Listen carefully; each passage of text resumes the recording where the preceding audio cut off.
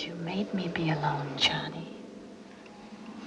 And I have a right to find another Johnny.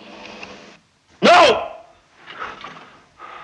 Shot Corridor is a film that came out in 1963 that was written and directed by Samuel Fuller. So, Shot Corridor is a Criterion patron pick from Blake Bergman, who I formerly know as Spaghetti in the Discord. I've actually never even heard of this film until Blake brought it to my attention, which feels like at least over a year now. And when it comes to creative vision and filmmaking style, I really had no idea what to expect because I've never seen a film from Samuel Fuller, so this was like a fresh start for me. Besides the fact that I knew that this film took place in an insane asylum and some really neat background production information, I pretty much didn't know what to expect from this film in terms of how he was going to approach the subject, in terms of how he was going to present this narrative. And now after watching it, I can say that it's a pretty good movie. Overall, I enjoyed watching this, and especially considering how this film was made and how Samuel Fuller was kind of known to be this low-budget indie filmmaker that was able to produce kind of Hollywood-type material on a very low budget. Because this film, as I mentioned, does take place in an insane asylum with our main character, who is basically trying to unravel this murder mystery that occurred in this specific insane asylum. And in a nutshell, he's basically a journalist that was kind of in over his head in terms of just, trying to go for the glory and, crack this unsolved case. And with this concept, the filmmaker Samuel Fuller was able to make a film in not only 10 days, which is an incredibly impressive thing to do, especially for a feature-length film and in the 1960s. But he was able to make a film in 10 days, but on top of that, make it on one singular soundstage. So Fuller definitely intentionally minimalized the resources that he had and kind of, did a speed run in terms of filmmaking for this film. And, with all those things considered, I do think that this film turned out quite effective. I don't think it's a masterpiece or a flawless movie or anything, but considering everything that he did to make this movie, I really just can't help admire a filmmaker that was able to pull it off in the way that he did. But actually what I think impressed me the most about this film was its editing style. I did not expect this film to have such stylized editing. And when I say that, I'm mainly referring to its use of dissolves throughout the film. Very early on in the film, it kind of showcases its presentation in a way that kind of gets it in the audience's head that he's going to be using dissolves in a very psychological kind of way. And he uses dissolves in this film to amplify certain notions of mostly our main character that have to do with regret and sexual and masculine insecurity. And just overall, again, I think does enhance this psychological element to the film. And there's also moments in this film where our main character, which is, by the way, I haven't mentioned this yet, but played by Peter Breck, who I think gives a really great performance. And I think the performances is another thing that I really enjoyed from this film. But my favorite performance is probably from our main character's, I guess, girlfriend, Constance Towers. To me, she probably had the, I don't want to say that she had the most demanding performance in this film, because Peter Breck does have to, accentuate a lot of different complex motions of anger and frustration and just straight lunacy. But Catherine Towers' performance is definitely no slouch at all. I mean, she really has to go there in terms of conveying a lot of deeply emotionally stressful moments, especially with the dynamic that she shares with the main character. But anyway, getting off track.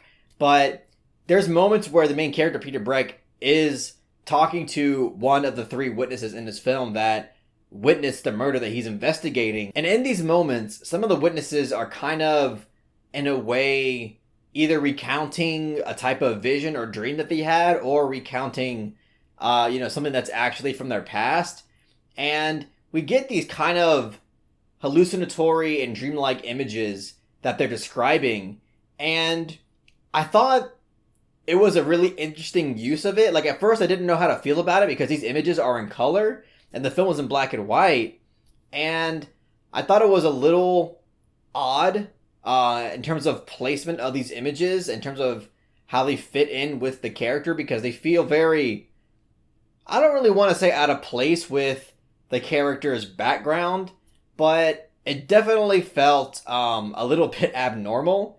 And after watching it and looking the film up, it apparently these hallucinatory images that we see in the film are actually bits of images that are from previous Sam Fuller films that never got produced or finished. So they're basically like B-sides of films that never came to fruition from Sam Fuller.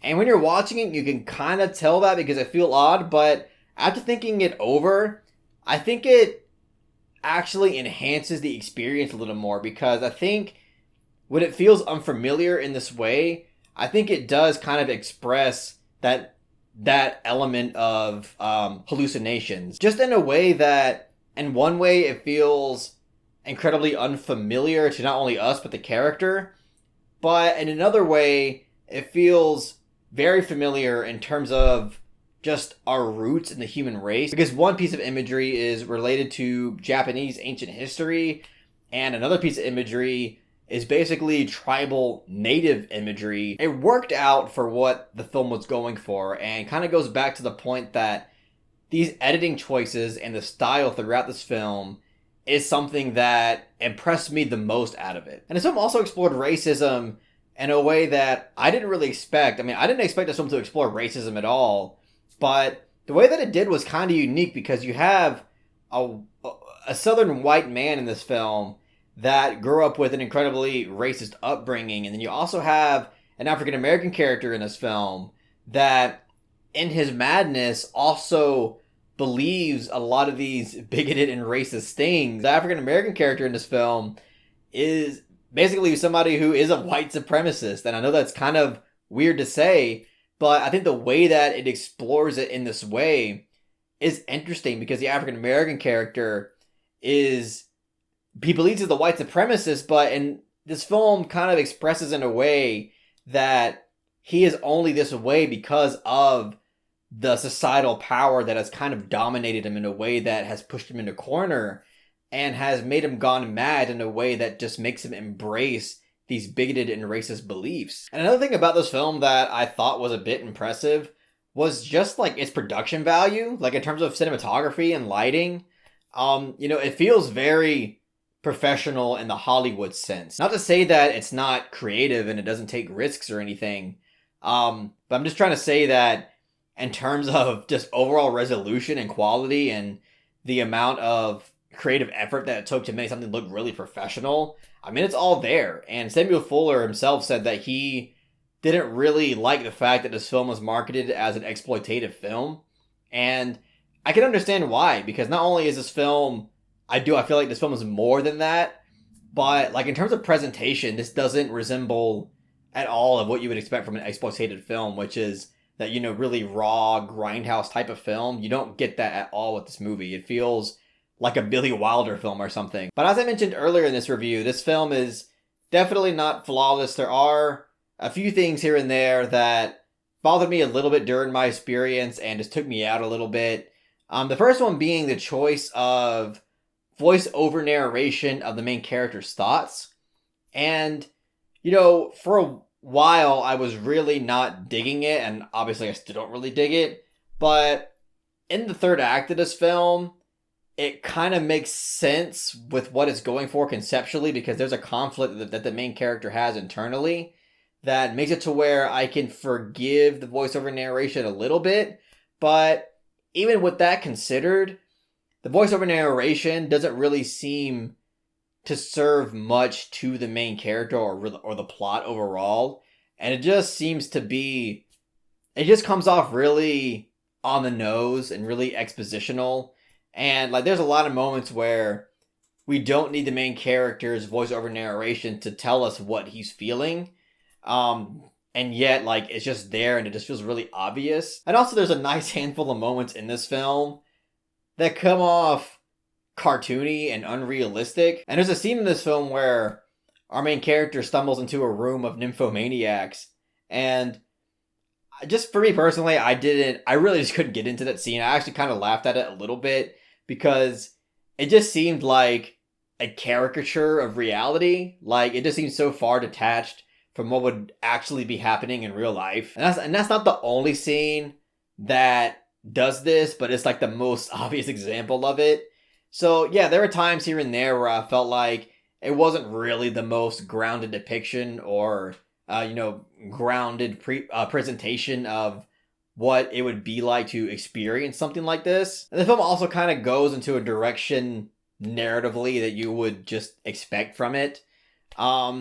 And with that being said, with the film like One Flew Over the Cuckoo's Nest, which to me is far superior to this film, I still have to give this film credit because I feel like in a way it could have influenced a film like One Flew Over the Cuckoo's Nest, because there's a conflict over vitamins in this film that reminded me so much of an iconic scene from One Flew Over the Cuckoo's Nest. So yeah, overall, I obviously still admired it very much, and I'm still really glad I own it on Criterion, so thank you, Blake Bergman, for requesting this film. So I'm going to give Shock Corridor a soft 7 out of 10. La la la la la la la la la la la la la la la la la la. But yeah, that's all I gotta say about Shock Corridor. Remember, if you're interested in joining the Discord, just join for $5 a month on Patreon. We have movie nights at least twice a week at this point. We have voice chat discussions almost twice a week as well. We talk about all kinds of different films, especially a lot of the ones that are on Criterion. So, if this is something that you're interested in, please consider joining. But also, if you really enjoyed this video, please give it a thumbs up and share it amongst your friends. And don't forget to subscribe to the channel to be updated on more film-related content.